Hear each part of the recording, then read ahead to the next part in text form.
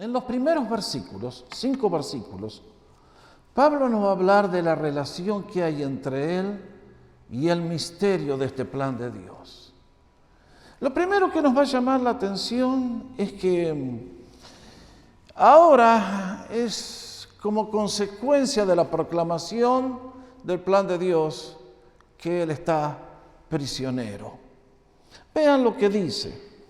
Por esta causa yo, Pablo, prisionero de Cristo Jesús, por amor de ustedes, los gentiles.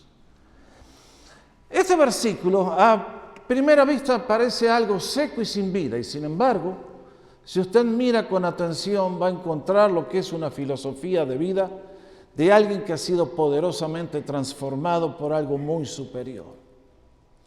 Pablo dice, yo soy un prisionero.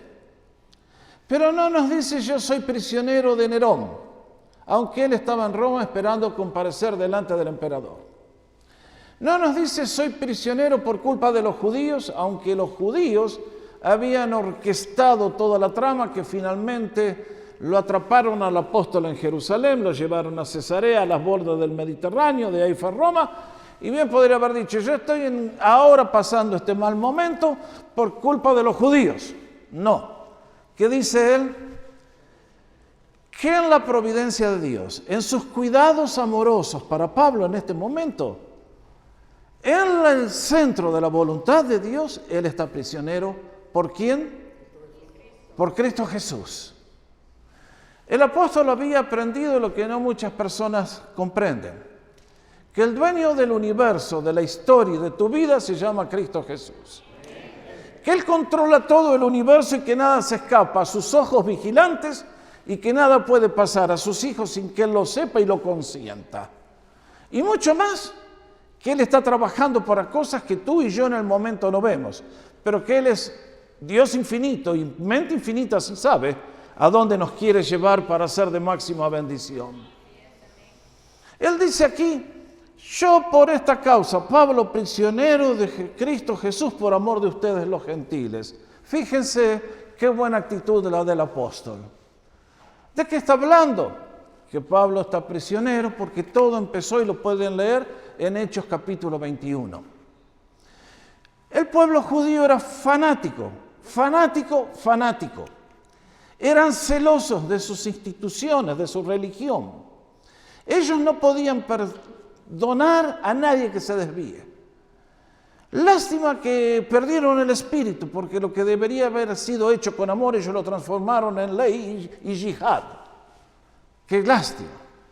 Y encontraron que cuando Pablo comenzó a predicar del Cristo resucitado y que los gentiles, que no eran los judíos, podían venir a Dios y ser salvos, le tomaron un odio mortal. Y un día, Pablo está en Jerusalén, va al templo, y la separación entre judíos y gentiles era bien marcada y muy seria.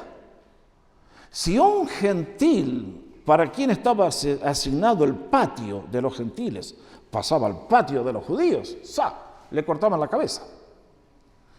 Y a Pablo, como lo andaban persiguiendo, dijeron, introdujo un gentil dentro del patio de los judíos. Mentira, todo cuento, se la fabricaron. Y Pablo se salvó, como diríamos, por un pelo desde la perspectiva humana. Pero detrás de todo estaba la mano de Dios que lo quería llevar a Jerusalén para que allí predicara.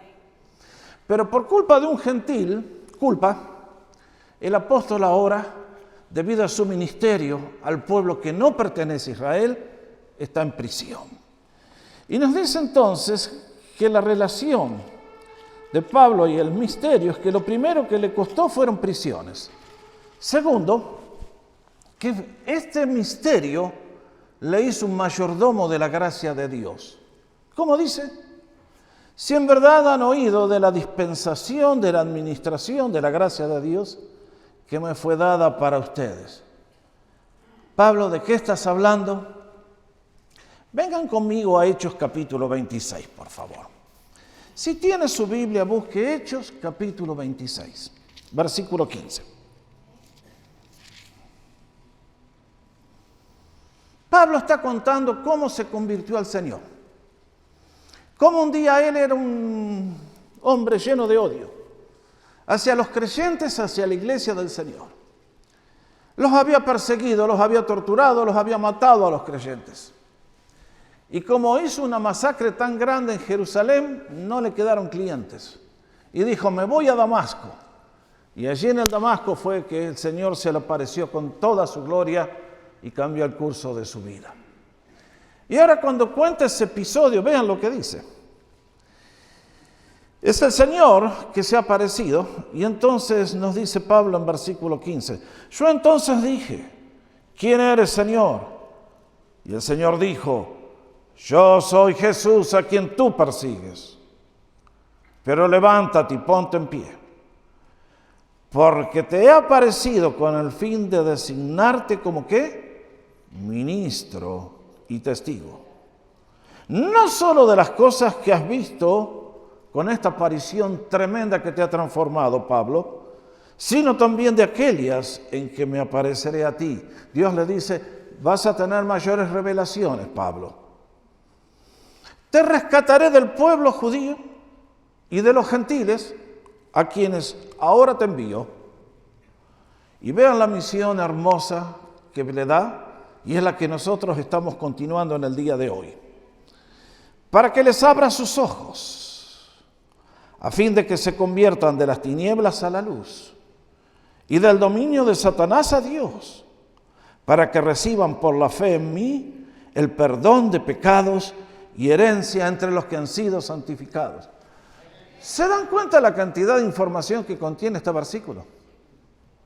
Es un plan de Dios maravilloso, es arrancar a una persona del oscurantismo a la luz admirable de Cristo, a vivir una vida transformada. Y eso es lo que Pablo les recuerda aquí en este versículo número 2. Han escuchado, yo les conté mi historia. La gracia de Dios hizo esto. Yo no pensaba ser cristiano, yo quería matarlos a todos los cristianos. Pero hubo algo más grande que toda mi miseria y mi ceguera y mi maldad. Fue que Cristo se apareció en el camino y me hizo quien soy en el día de hoy, un ministro de Jesucristo.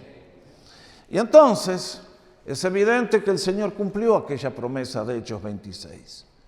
Porque entonces Pablo continúa en los versículos 3 al 5 diciéndonos que ahora Él es el agente de la revelación del plan de Dios, de esto nuevo que ha llegado.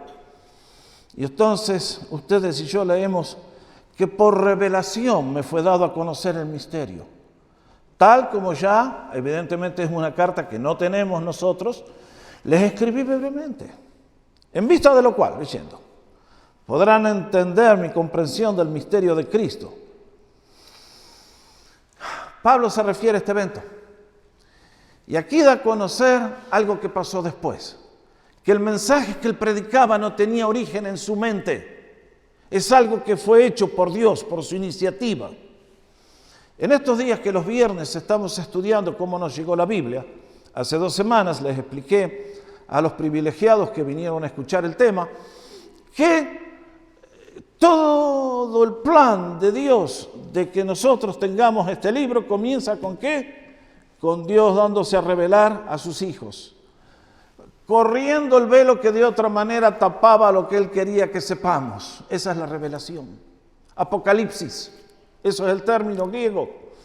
Y el Señor tomó la iniciativa. Lo que Pablo está hablando es que hasta ese momento, nunca en la historia humana, alguien había podido siquiera imaginar que en el plan de Dios la nación hebrea sería puesta a un costado y vendría una nueva administración, un nuevo administrador, un nuevo mayordomo de los propósitos de Dios, que se llama la Iglesia, compuesta por judíos y por todos los gentiles del mundo. Eso no se sabía. Los profetas del Antiguo Testamento no lo pudieron ver. Dios no se los contó a ellos. Pero ahora que Cristo ha sido tomado a la gloria y el Espíritu Santo ha sido enviado, ahora hay una nueva administración, un nuevo plan, un nuevo propósito para la raza humana. Y entonces Pablo nos cuenta que misterio que en otras generaciones no se dio a conocer a los hijos de los hombres, como ahora ha sido revelado a sus santos apóstoles y profetas por el Espíritu de Dios. Bendito sea. Entonces nos cuenta que Pablo recibió este mensaje por revelación. En algún momento Dios lo tomó y le dijo: Pablo, 1, 2, 3, así es lo que viene. Escucha bien, y salí a hacerlo y a predicarlo.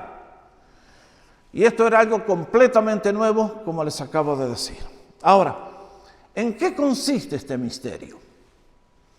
Cuando uno usa la palabra misterio, lo que viene a la mente posiblemente es cómo lo usamos nosotros en el día de hoy. Decimos: acá hay una película, una novela de misterio. ¿Qué quiere decir? Básicamente, que hay un crimen. Y el misterio es quién mató a la fulana o al fulano. Y ahora todo el proceso que lleva a la policía a descubrir al criminal hasta que lo agarraron. Entonces se resolvió el misterio. Cuando el Nuevo Testamento usa la palabra misterio, no la usa en ese sentido. Cuando habla de un misterio es algo que si Dios no lo daba a conocer, ninguno lo descubría. Nadie podría haber imaginado lo que Dios tenía en mente. El pueblo judío luchó con el concepto de qué hacen estos gentiles mezclándose con nosotros. ¿Qué hace la chusma inculta en el plan de Dios? Lean el libro de los Hechos. Pedro es llevado a la casa de Cornelio a predicar el evangelio guiado por el Espíritu, y cuando vuelve a Jerusalén lo esperaban con cuchillos y dagas para asesinarlo y cortarlo en pedacitos. Ground beef iban a hacer con el apóstol. Y sin embargo les dice: muchachos, disculpen, yo en esto no me metí. Esto fue lo que me pasó. La mano de Dios me llevó el Espíritu y de repente ¡fum!, cayó el Espíritu Santo y yo no dije nada. Ni les puse las manos, ni hice nada. El Espíritu tomó control de todo. Y los judíos dijeron: Y claro, dije: bueno, si le dieron el Espíritu Santo, ¿qué podemos decir? El jefe manda y no me consulta a mí, qué graves errores que comete. Y salieron a predicar. Bueno, parece que los judíos también son parte del plan de Dios. Y después dijeron: bueno, sí, pero hay que circuncidarlos. Otra peleota gigante. ¿Cómo les costaba cambiar el paradigma con el cual se habían criado? Y Pablo les tiene que decir: señores, el que se convierte a Cristo, se acabó la ley judía. Pasó a la historia. Ahora hay una nueva administración. Y entonces, en el versículo 6 les dice en qué consiste el misterio. Que los gentiles son coherederos y miembros del mismo cuerpo, participando igualmente de la promesa en Cristo Jesús mediante el Evangelio. Oh my goodness. Dígame honestamente, ¿usted alguna vez se ha sentido segunda categoría por acá en este país? ¿Alguno le pasó eso alguna vez? Que te miran y por no pertenecer a la mayoría, este es hispano, pobrecito. Es feo, ¿eh? Hay una posición y usted tiene mejores calificaciones que el gringuito. Tiene 50 años en la oficina, maneja toda la compañía, pero le traen un gringuito de 20 de ojos azules porque él sí sabe y usted no. ¿Conoce esas situaciones? Es feo, ¿eh? Esto es lo que los gentiles vivían. Ciudadanos de quinta categoría. Y Pablo ahora les dice: se acabó eso. Los hombres podrán decir tal y tal, Dios tiene otro plan.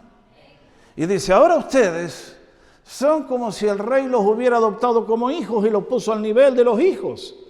Y entonces ustedes son coherederos de los beneficios del rey. Cuando el rey muera, todo lo que deje se divide entre los hijos biológicos y los hijos que él adoptó. Y ese es el plan de Dios. En Dios no hay segunda categoría, somos todos primera categoría. Somos todos hijos de Él al mismo nivel, miembros del mismo cuerpo. Esto quiere decir que todos tenemos el mismo trabajo que hacer, las mismas responsabilidades. Y participando igualmente de la promesa en Cristo Jesús mediante el Evangelio. ¿Cuál es esa promesa?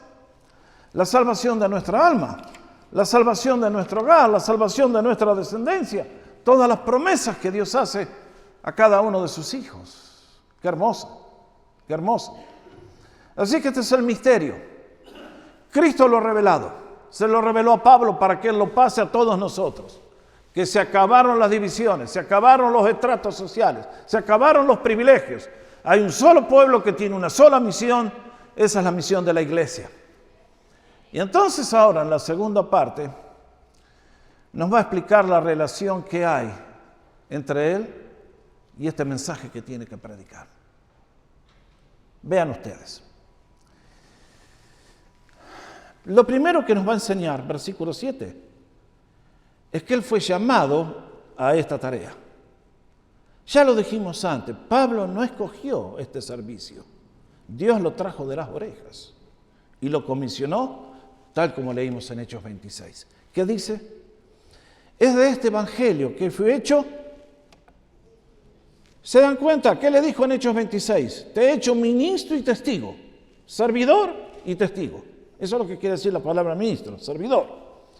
Conforme al regalo de la gracia de Dios que se me ha concedido. ¿Tenía él, otra vez vuelvo a preguntar, el plan de servir a Dios? Nunca, jamás. Él quería destruir esa secta de fanáticos. Pero no reconoció que detrás de eso estaba la mano del Dios vivo. Y fue la gracia de Dios la que le trajo y le dio la comisión. Y ahora él dice, se me ha concedido según la eficacia de su poder. Marque eso, mi hermano. No se puede ser cristiano sin haber tenido un encuentro con Dios. No se puede ser cristiano de cabeza. Porque Pablo podría haber dejado de perseguir y decir, bueno, la gracia de Dios me detiene. Pero la gracia de Dios lo transformó en un león que había que detenerlo.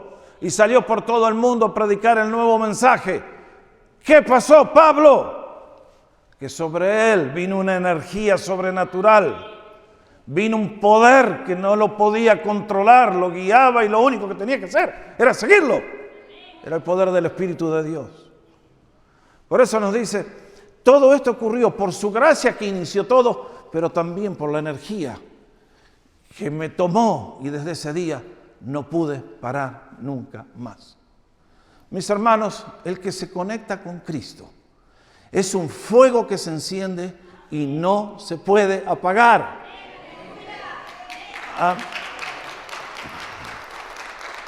Es la realidad, es la realidad. ¿Por qué estoy aquí yo? Porque en enero del año 70 se encendió un fuego en mi corazón. Créanme que más de una vez he dicho, bueno, voy a dejar todo esto y me voy a dedicar a otra cosa. No se puede. Cuando Cristo te toma, no te suelta más. Y a través del Espíritu va revelando cosas nuevas constantemente y nos va llevando de gloria en gloria. Realmente que se cumple aquello de proverbio de que la senda de los justos es como la luz de la aurora, que va en aumento hasta que el día es perfecto. Ese es el plan normal de Dios.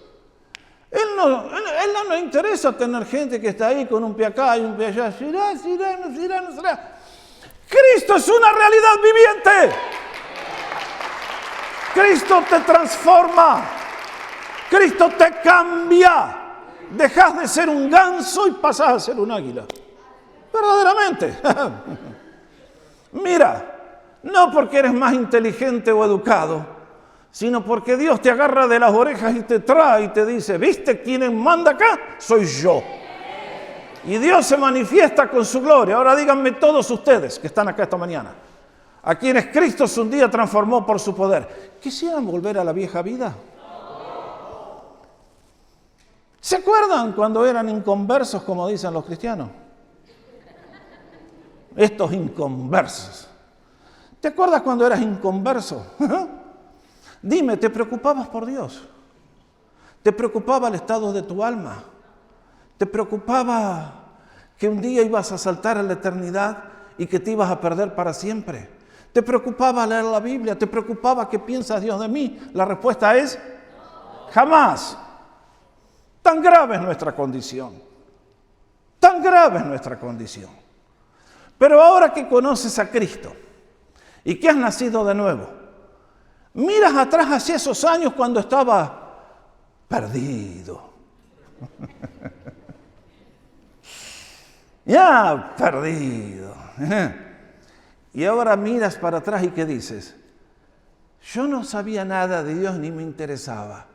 Y sin embargo tengo que confesar que el Señor ya me estaba buscando. ¿No es así? Desde antes que el mundo fuera creado, Dios ya te estaba buscando. Qué privilegio nuestro, ¿eh? Así que si tú eres cristiano, tienes que andar sacando pecho, viejo, vamos. Así.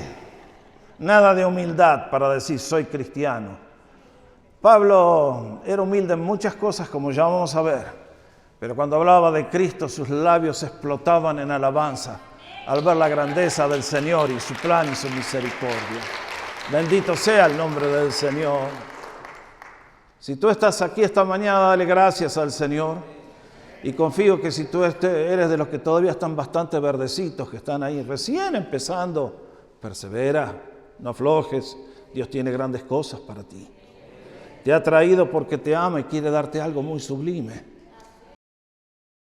Segundo que nos va a decir es que él fue llamado, y segundo es que esto generó en él una actitud personal hacia este llamado. Vean el versículo 8, la primera parte. A mí, que soy menos que el más pequeño de todos los santos. Pablo era argentino.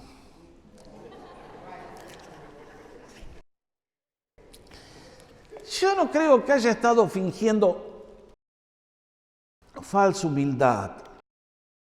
Me imagino que por momentos Pablo, mirando hacia su vida anterior a conocer al Señor, más de una vez se tiene que haber dicho: recordad de aquellos hermanos que condujo a la prisión y a la muerte, y decir: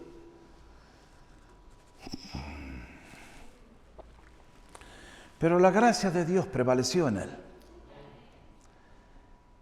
Y ahora se daba cuenta que él, que había sido de los candidatos humanamente hablando, el que estaba más lejos de ser salvo, fue traído a esto. Me imagino que a través de esta frase nos quiere decir a todos que hasta el peor de todos todavía está dentro del alcance de la gracia de Dios y puede ser transformado en un predicador de buenas noticias.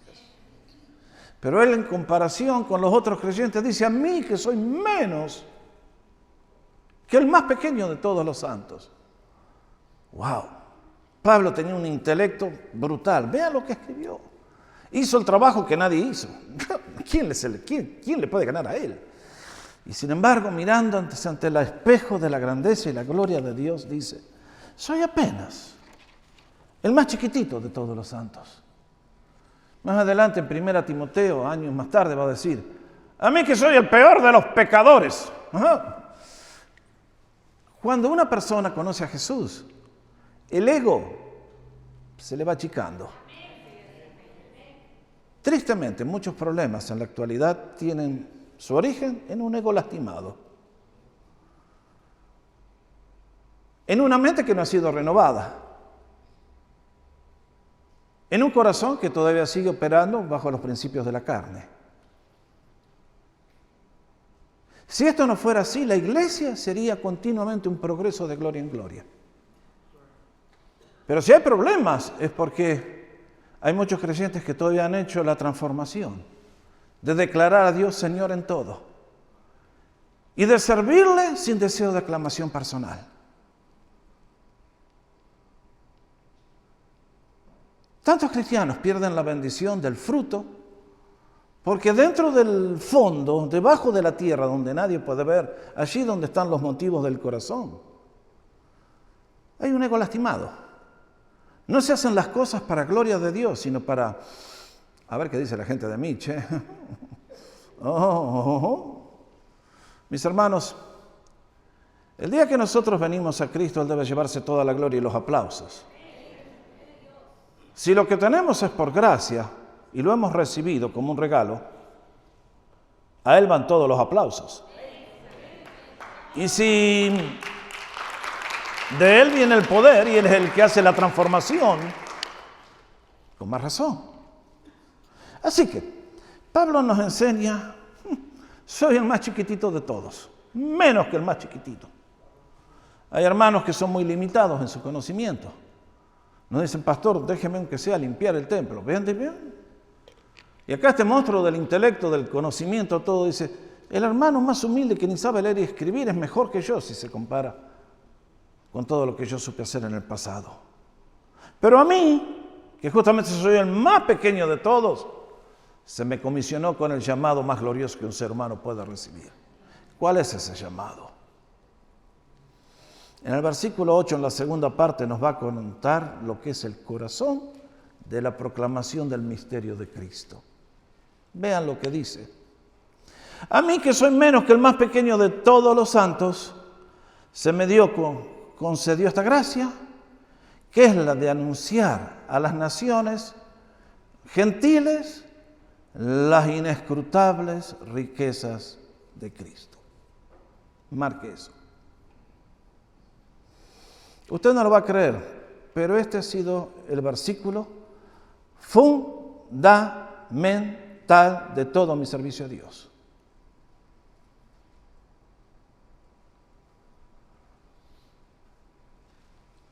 El que es llamado por Cristo tiene un mensaje que proclamar. Un solo mensaje que proclamar. ¿Cuál es ese mensaje? Anunciar, proclamar, dar a conocer a todos los que se le crucen por el camino. ¿Qué cosa? Las enseñanzas de Sigmund Freud. Buena consejería. Lo que pasa es que vos actuás así porque así te hizo tu mamita. Y tenés que la culpa, como les explicaba el domingo pasado. Y vos tenés que hacer así, porque, mis hermanos, ustedes que me conocen, yo soy medio sanguinario. Yo no predico para que te guste, yo voy a cortarte la yugular, derecho.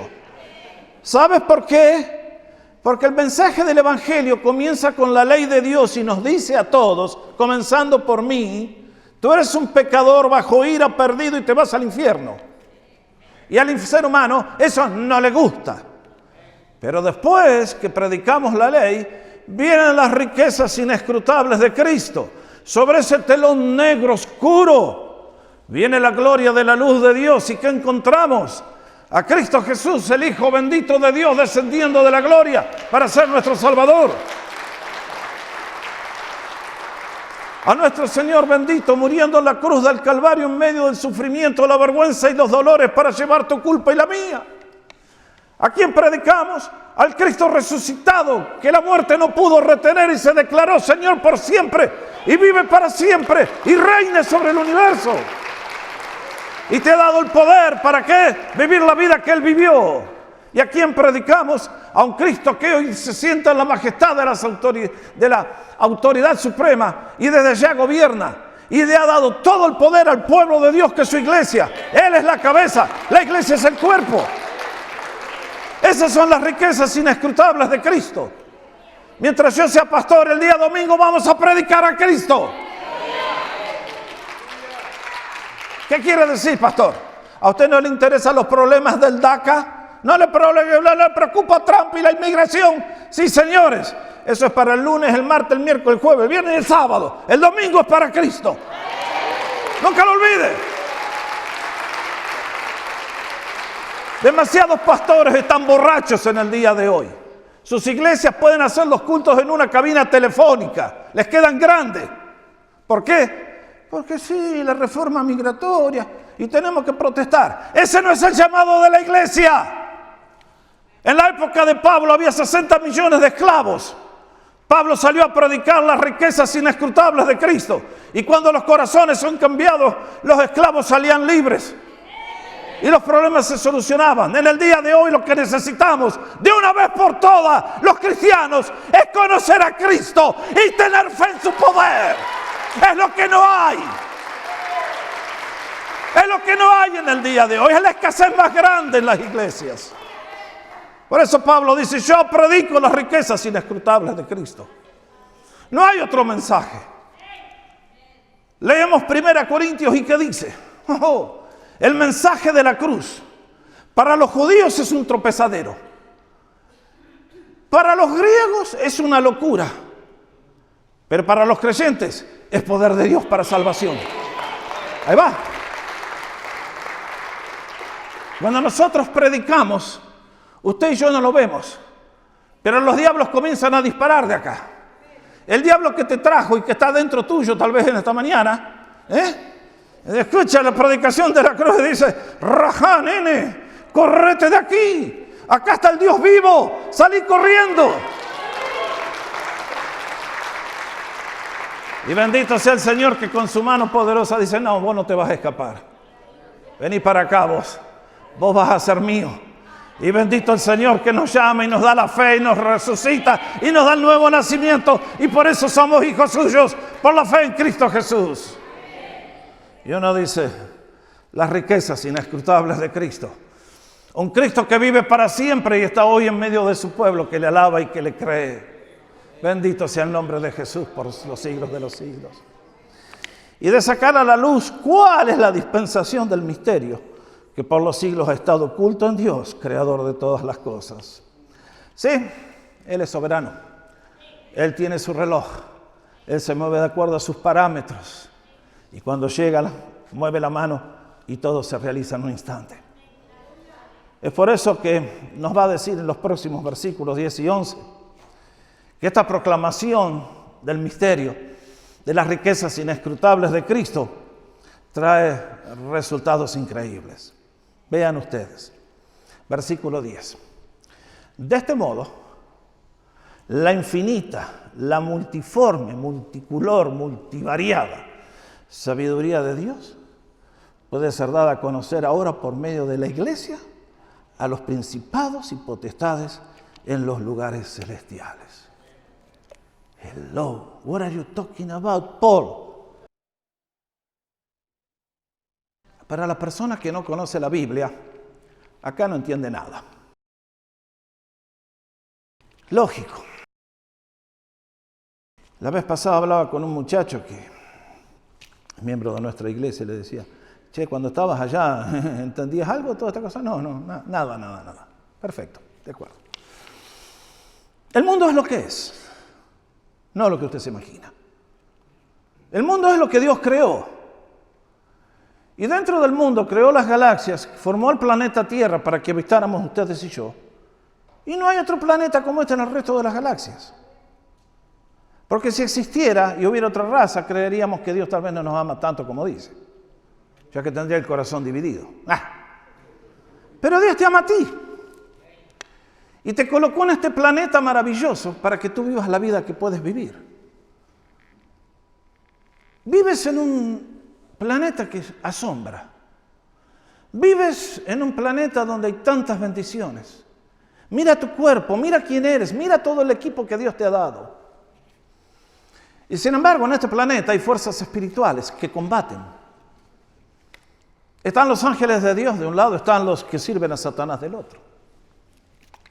Hay un combate colosal, brutal, despiadado. ¿Qué dijo el Señor de las fuerzas diabólicas? Juan 10:10, ¿se acuerdan? El ladrón no viene sino para ¿qué? Matar, hurtar y destruir. ¿A ti te va mal en la vida? ¿Sabes por qué? Porque el diablo no te quiere, no te aprecia. Y se goza contigo cuando te puede matar, hurtar y destruir. Cuando te roba la plata, cuando te roba la salud, cuando te roba todo. Él contento y feliz. Mira a tus familiares, mira a tus antepasados, mira a los que viven contigo en el día de hoy. Mira a tu próxima descendencia. ¿Quiénes son? Víctimas del diablo. Un día hablaba este tema en una de mis clases allá en Texas, en el colegio. Y lo compartí después en la radio. Nunca me imaginé que iban a venir tantas llamadas. Una de las alumnas me vino a esperar a la salida del estudio. Me dice: profesor, ¿usted cree que mi familia está bajo maldición? Le digo: ¿por qué me haces la pregunta? Todas mis primas son prostitutas, todos mis primos están en cárcel. ¿Y usted qué le dice? ¿Están ahí porque son educados, sabios, inteligentes? Mis hermanos, el tema de los principados y potestades que controlan los humanos, ahí está. El ser humano se ríe de Dios. Te ríes porque el diablo te tiene en la bolsa. Si vieras tu estado, tu condición, clamarías por misericordia. Dirías: Dios, ten piedad de mí, Señor. Pero cuando ustedes y yo venimos a Cristo y pasamos a ser parte de su iglesia, a medida que vamos creciendo en gloria y en conocimiento y en fe, el creyente comienza a tomar la autoridad del Señor que ha delegado a sus hijos. Y en ti, que eres un vaso de barro, sobre ti ha venido un tesoro de valor incalculable, es el valor del Espíritu Santo. Yo leo que desde que Él vino a la tierra fue una sucesión de milagros portentosos.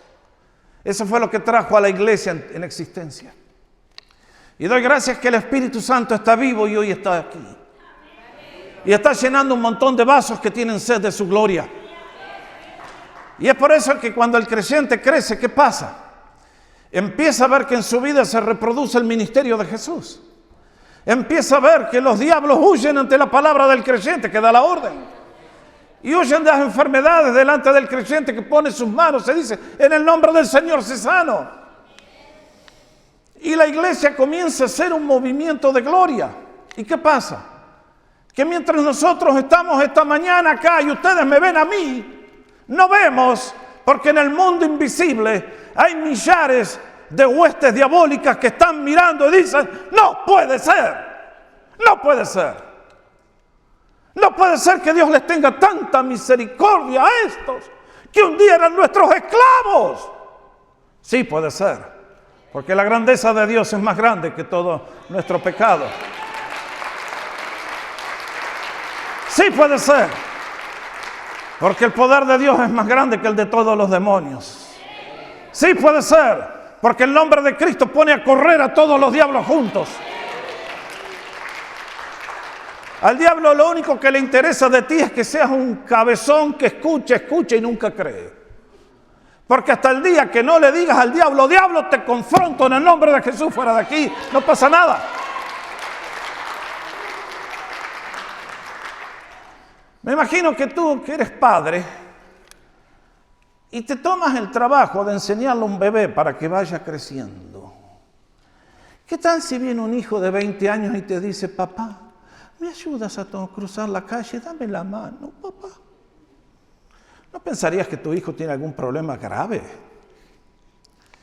Creo que muchas veces el Señor con nosotros nos tiene que mirar y decir, tengo unos cuantos hijos que...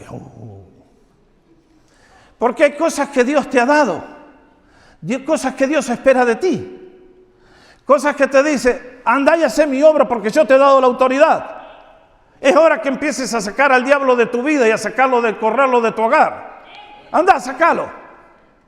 No hizo eso Pablo cuando le dijo, te doy poder para sacarlos de las tinieblas del reino de Satanás y llevarlos al reino de la luz. Esa es la misión de todos los creyentes. Por eso la iglesia, no hay como la iglesia. La iglesia en los siglos pasados ha sido el agente de transformación de los cambios sociales más grandes. La iglesia ha llegado a los países en el canibalismo y ha traído una nueva civilización. La iglesia ha llegado a donde ha llegado y ha traído la educación, el hospital, la bendición, la gloria de Dios. Tantas veces lamento que hay veces que dicen, la iglesia. ¿Qué quiere decir eso de ser miembro de la iglesia? Ser miembro de la iglesia, mi hermano, significa ser parte del movimiento más glorioso que hay en el mundo. A la iglesia el mundo le tiene miedo. En la China la persiguen. Los musulmanes los decapitan y los tiran a la cárcel. ¿Por qué nos tienen miedo? Porque saben que dentro de la iglesia está el poder de la llama ardiente del Dios vivo. Y cuando Dios se mueve, no hay nadie que pueda frenar. Pablo un día pensó que iba a apagar el sol con un... No, muy pronto se encontró que el sol lo tiró del caballo y le dijo, ¿quién eres, Señor? Mis hermanos, hay muchos que en su ignorancia y en su ceguera dicen, yo no creo. Si Dios nunca te tira del caballo al suelo, temblá, querido, porque quiere decir que Dios te ha abandonado. Rogale al Señor que te tire del caballo y digas, Señor, ten misericordia de mí. Por ahí vamos mejor. Pero en este caso ahora dice, mediante la obra de Cristo, la iglesia tiene la autoridad de dar la orden y traer el reino de Dios, la nueva humanidad, a todos los lugares donde tú y yo vamos. Es por eso que nos dice 1 Pedro, Los ángeles anhelan mirar esto que la iglesia hace. La obra de Cristo en el alma humana. ¿Alguna vez pensaste en ti mismo que eres lo que dice la Biblia, un embajador de Dios para llevar su gloria a las naciones? Tu llamado es increíblemente hermoso. El diablo se tira de los pelos. Ese se me escapó. Y ahora me corre. Me libera a otros. Y no le gusta. Pero no puede hacer nada para detener a aquel que le ha dicho sí a Dios. Y es por eso que la consecuencia de todo eso es que el reino de las tinieblas cede, la gloria de Dios se establece, y luego cada uno de nosotros tenemos un segundo beneficio que dice acá, que es el que más necesita Latinoamérica: escuchar. ¿Qué dice? Conforme, versículo 11, al propósito eterno que llevó a cabo en Cristo Jesús nuestro Señor, en quien tenemos libertad y acceso a Dios con confianza por medio de la fe en Él. ¿Por qué digo Latinoamérica? Cuando tú has visto a esa gente que entra a las catedrales de rodillas con lágrimas: Señor, ten misericordia de mí, ten misericordia de mí, Virgencita, un milagro. No entendieron el Evangelio, nunca lo escucharon. Dios no tiene que ser propiciado por nadie. Tú no tienes que conquistarte el favor de Dios. Él te amó con amor eterno antes que nacieras y fue a la cruz por ti. ¿Qué prueba mayor buscas todavía? Cristo lo dio todo. Tú tienes que aprender a venir a la presencia del Rey. Entrar por el camino que Él nos estableció. Y es por eso que nos dice, toda esa gente que anda de rodillas entrando, y donde hay vidrios para teñir la alfombra de rojo con la sangre, Jesucristo dice: eso es obra de demonios. Tú, por la obra de Cristo, tienes libertad absoluta de entrar a la presencia de Él y reclamar delante de Él y echar delante de Él todas tus necesidades. Y entonces nos dice: y acceso a Dios con confianza. No. Cuando tú te diriges en oración al Señor, no te mires a ti mismo. Piensa en a quién te estás dirigiendo, a quién estás invocando. Estás invocando el nombre del Dios omnipotente, estás invocando con el nombre de Jesús. Bendito nombre sobre todo nombre. Y cuando oras, sabes que esa oración es escuchada en el trono de la gracia y que los ángeles se mueven y que la respuesta llega. Nosotros no andamos en dudas. No necesitamos intermediarios. Necesitamos solamente la obra de Cristo, su nombre de gloria, el resto está hecho. Y finaliza el apóstol diciendo que los sufrimientos que trae la proclamación a veces son intensos. Nos dice: ruego por tanto que no desmayen a causa de mis tribulaciones por ustedes, porque esa es vuestra gloria. Vean ustedes, al apóstol proclamar el mensaje le costó impresionamientos, latigazos en la espalda 3 veces, pasó de todo. ¿Para qué? Para que las naciones escucharan la voz del Señor Jesucristo que les amaba. Ahora a mí me asombra, Dios podría haber utilizado los ángeles, podría haber hecho carteles en el cielo, pero no, ese no es su plan. Su plan es tomarte a ti, que eres un pedazo de barro, un vaso de barro, venir a ti con todo su poder y darte el privilegio, como decía Pablo, de anunciar entre las naciones las riquezas inescrutables de Cristo. ¡Qué privilegio! No hay otro más grande. Y en este caso, dice Pablo: yo estoy haciendo esto por ustedes. Pablo se podría haber quedado retirado, haberse quedado ahí en las orillas del Mediterráneo, que tiene un clima fabuloso, pero él quemó hasta su última gota predicando a Cristo. Y mis hermanos, Esto es lo que siempre les digo, por lo cual ustedes y yo tenemos que aprender a ser generosos con las ofrendas. Que el evangelio es gratuito, pero la proclamación tiene un costo elevadísimo. A Pablo le costó prisiones. Y créanme que si la iglesia ha crecido en todos estos últimos 2000 años, no es por las multitudes, siempre por el trabajo de un líder sacrificial como el apóstol Pablo, que estaba dispuesto a pagar las humillaciones, el precio, el castigo, la cárcel y hasta la muerte si era necesario. Porque había comprendido que en esta vida dura muy poco nuestra existencia. Que viene la eternidad y viene el tribunal de Cristo y viene la recompensa. Y estos son los años cuando tenemos que hacer una inversión por el Señor. Y entonces dice, por tanto, cuando escuchen que estoy preso, que las viejas chismosas de la iglesia nos salgan a decir, el pastor estaba con alguna mujer. Tales personas no pertenecen al reino de Dios. No son hijas de Dios. Pablo dice, eso es vuestra gloria. Cuando escucharon que a mí me llevaron preso a Roma, tienen que haberse puesto de rodillas y decir, gracias Señor, que aunque nosotros ni lo pedimos ni lo apreciamos, nos enviaste un predicador que nos habló de tu grandeza y hoy somos salvos. Demos gracias por las bendiciones que Dios nos manda. En este caso dice, mis tribulaciones son vuestra gloria. Y realmente aquella iglesia lo comprendió. Fueron fieles al mensaje, pasan los años y ustedes saben, la historia de la iglesia en Éfeso fue una de impacto, de gloria, de gozo. Y uno dice, aquí está, Señor, el mensaje. El misterio, no hay más divisiones, somos todos un pueblo en Cristo.